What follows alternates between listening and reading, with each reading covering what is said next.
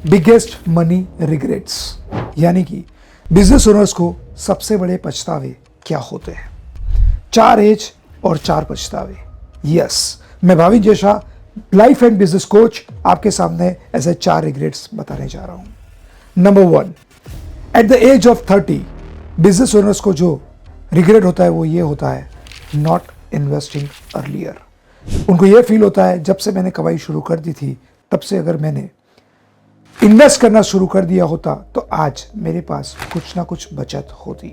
So I invite you, जो मैं मेरे टीम मेंबर्स को, मेरे पार्टिसिपेंट्स को इंस्पायर करता हूं कि आप भले 100 रुपया, 200 रुपया, 500 रुपये से राइट इन्वेस्टमेंट शुरू कर दीजिए।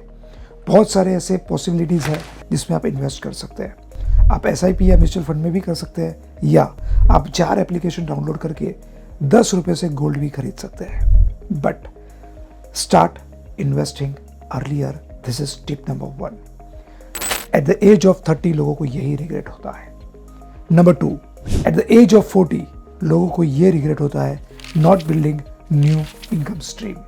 शायद मैंने एक ही जगह पे पैसा बनाया, उसकी जगह मैं और कुछ ऐसा करता जिससे पैसा मुझे कमा के दे, तो शायद मैंने ऐसे कुछ और इनकम स्ट्रीम खड़े किए होते तो बहुत बढ़िया होता।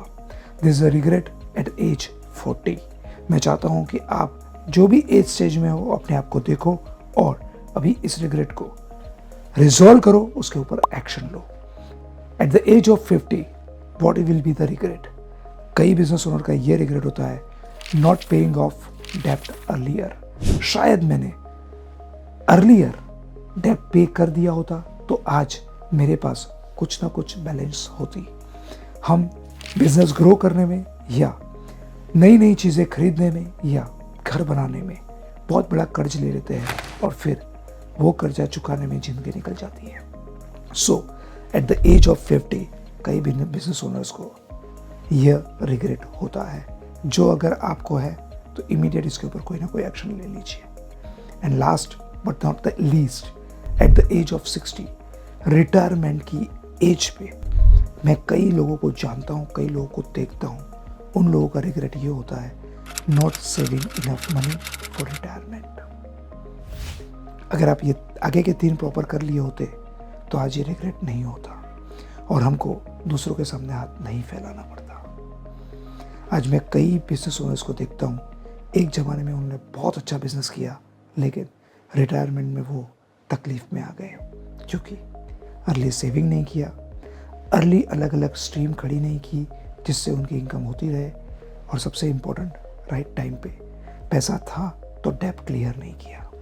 अगर ये सब आप करते तो एट द एज ऑफ 60 आपको किसी के सामने हाथ नहीं फैलाने पड़ते।